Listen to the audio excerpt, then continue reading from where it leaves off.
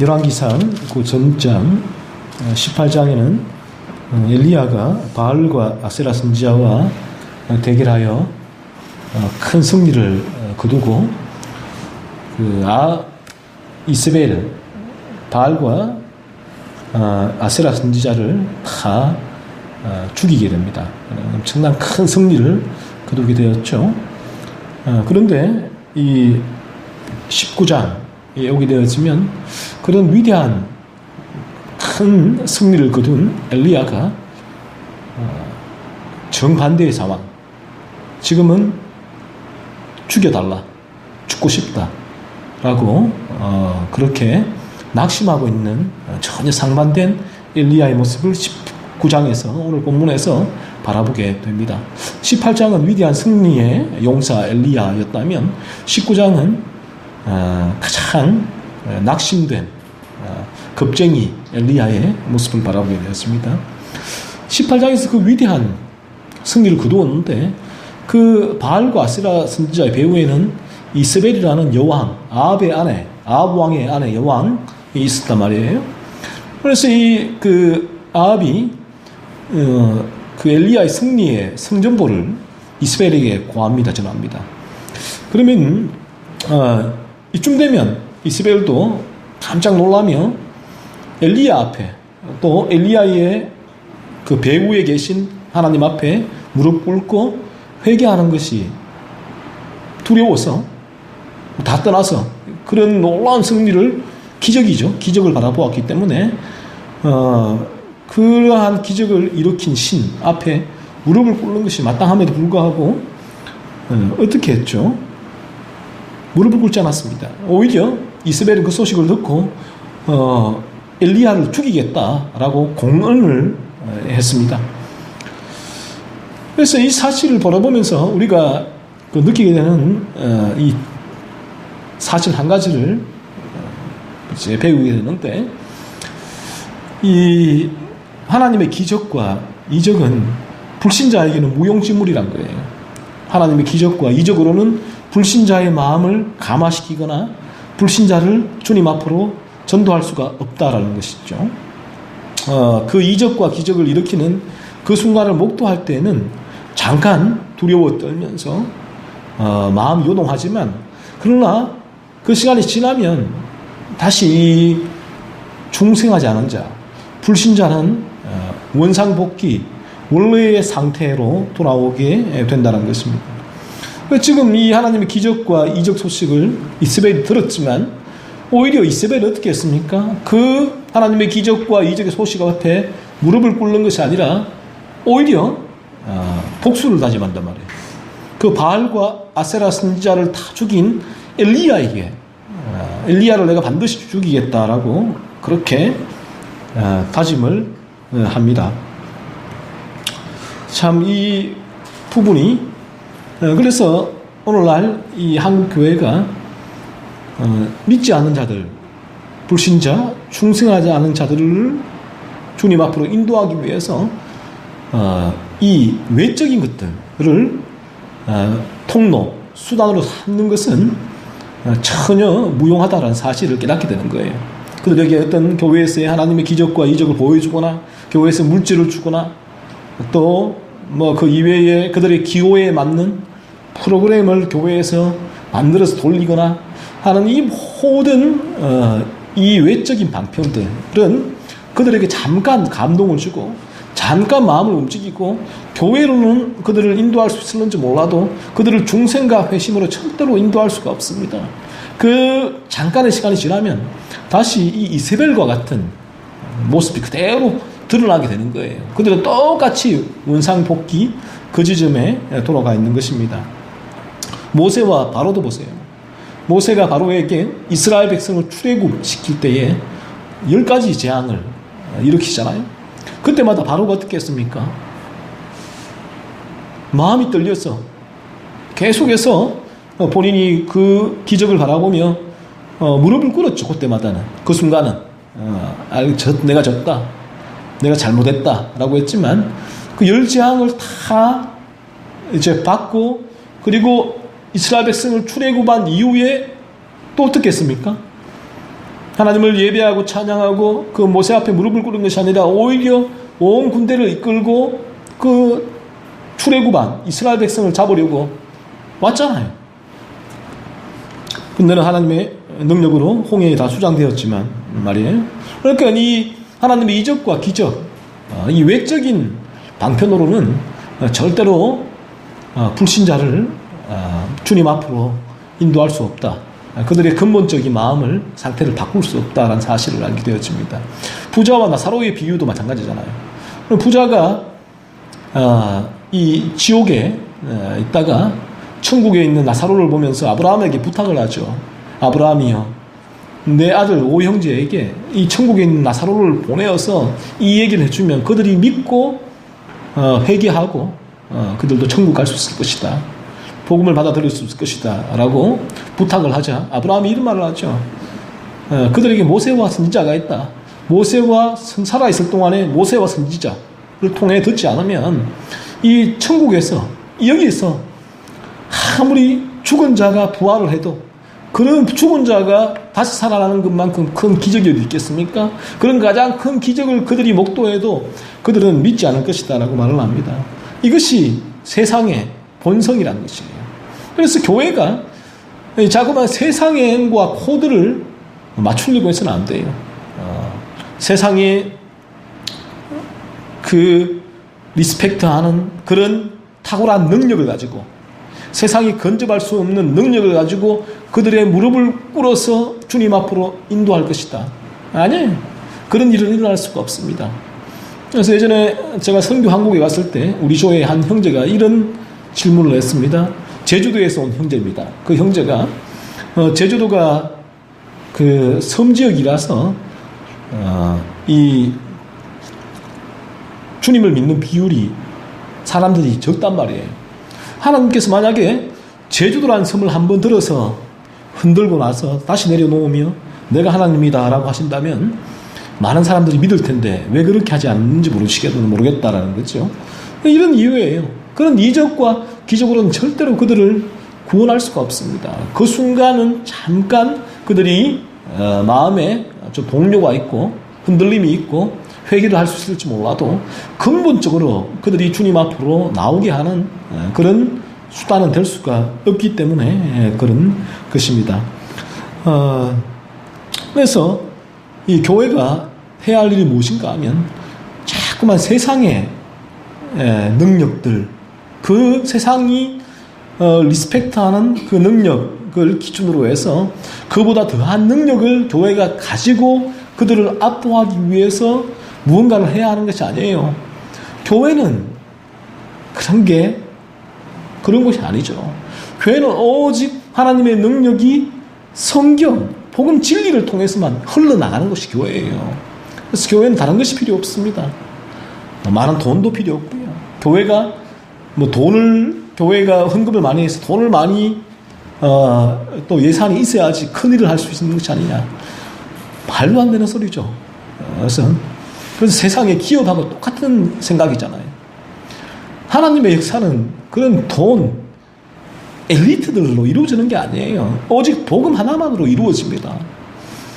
주님 당시에 가장 무식한 12제자들이 주의 복음을 증거하잖아요. 그러니까 주의 복음은 유식하나 무식하나 부자나 가난하나 다 상관이 없는 거예요. 오직 교회가 해야 할 일은 사람들의 기호, 비위에 맞추기 위한 무언가를 하거나 또한 세상이 리스펙트하는 그 능력을 갖추어서 세상을 압도해서 그들을 전도하겠다는 그런 생각 다 내려놓아야 돼요. 그래서 오직 교회는 이 복음 진리만을 전하면 되는 것입니다.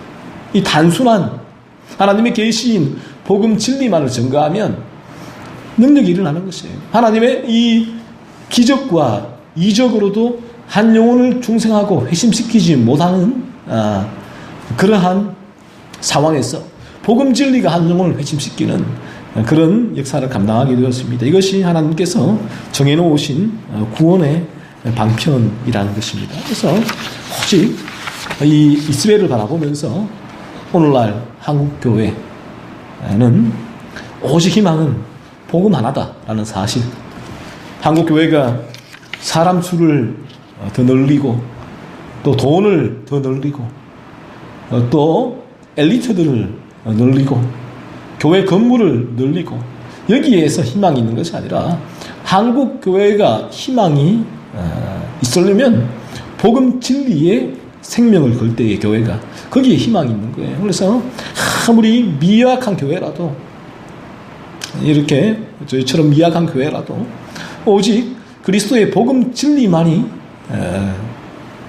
이 교회가 에서 전거되어지면 거기에 희망이 있습니다. 하나님께서 틀림없이 그런 교회를 사용하게 된다는 것이죠.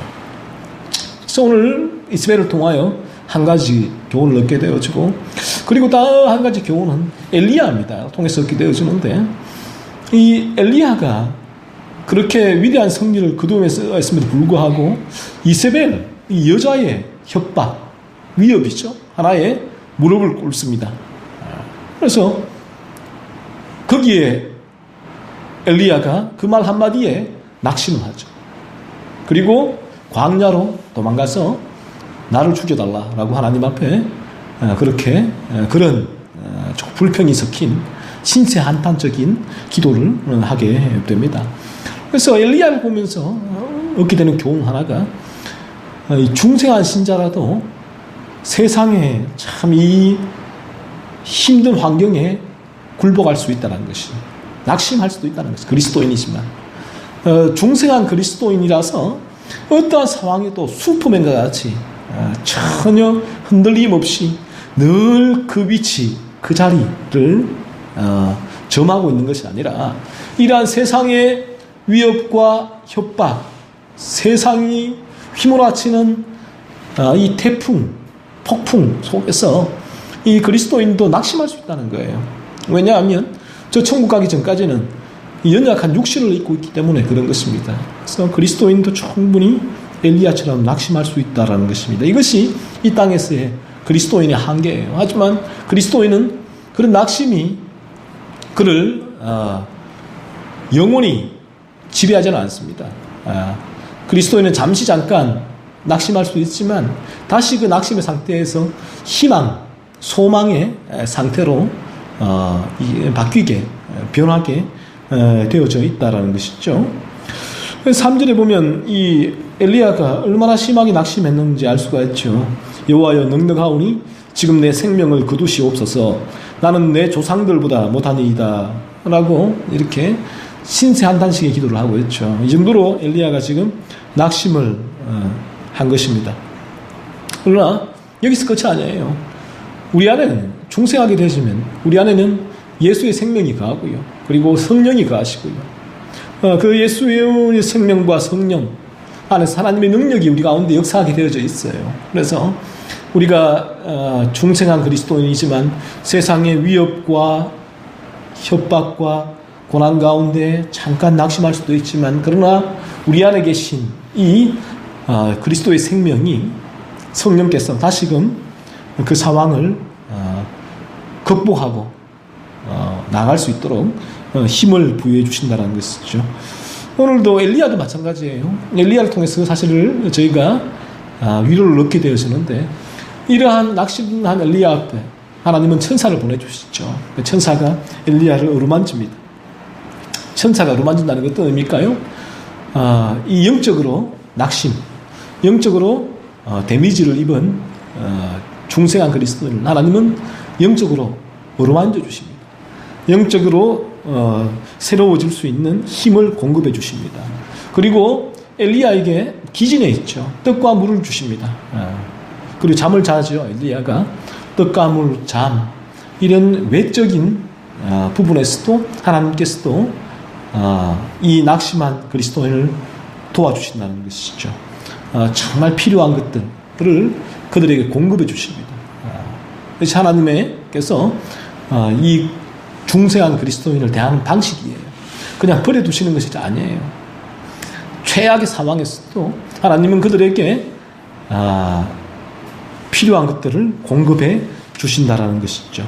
그리고 하나님은 엘리야에게 다시 사명과 소명을 상기시켜 주시기 위하여 호렙산으로 엘리야를 가게 하셨습니다. 그래서 그 엘리야가 다시 호렙산 앞에 서게 되는데 그 산에서 자신의 소명과 사명을 다시 되새기게 되죠. 그래서 호렙산에서 엘리야를 보시면 엘리야는 모든 상황을 자신의 관점으로만 판단을 합니다. 자신의 생각으로만. 그래서 이 중생한 그리스도인도 어떤 상황 판단을 할 때에 그럴 때가 있다는 거죠. 자신의 생각으로 자신이 처한 지금 현실적인 모습이죠. 현실로만 판단하고 현실만을 다 인지하고 바라보면서 자신을 판단을 하게 되는 것이죠. 지금 엘리야도 그렇습니다. 그래서 10절에서도 같이 자신이 바라볼 때 그렇거든요. 희망이 없거든요.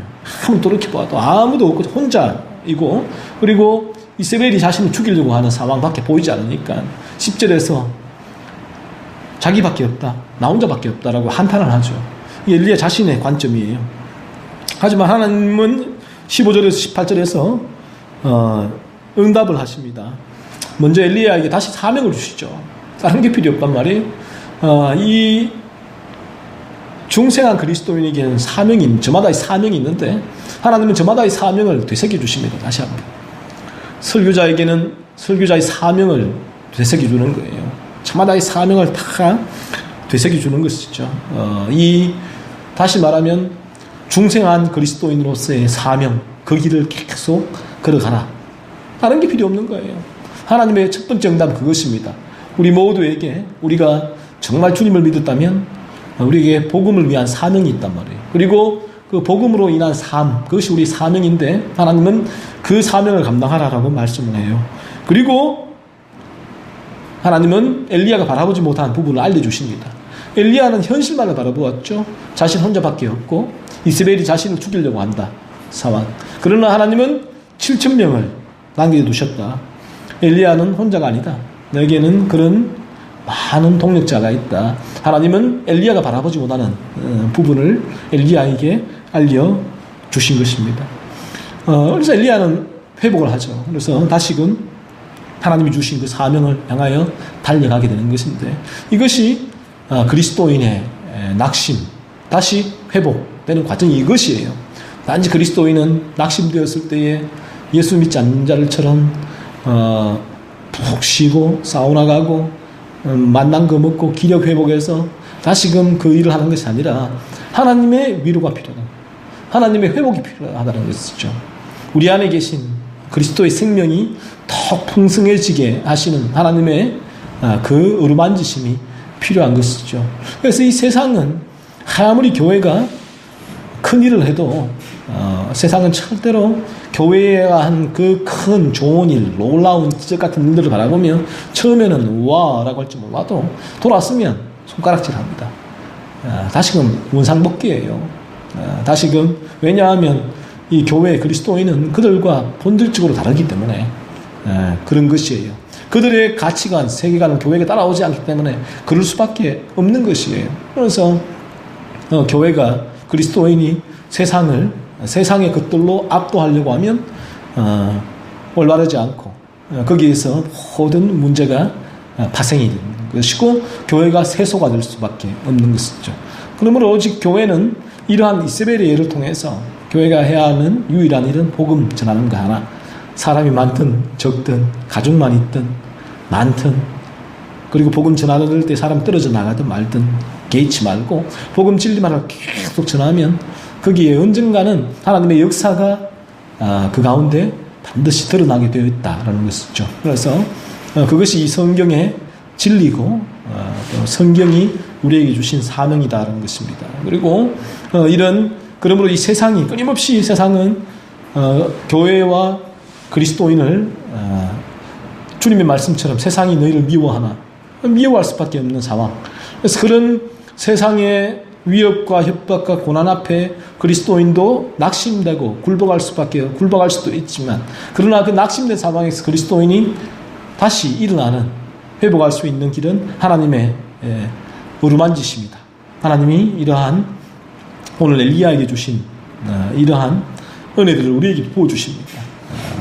영적으로 회복시키시고 육적으로도 위로해 주시고 필요한 것들을 채워 주시고 그리고 사명을 우리에게 주시고 또 우리가 바라보지 못한 부분들을 하나님께서 보여주시면서 다시금 우리가 그리스도인으로서의 그 길을 달려가게 하신다라는 사실입니다. 그래서 오늘 말씀을 통하여서 교회가 마땅한 복음 진리만을 전해야 한다. 그리고 그리스도인도 낙심할 수 있다.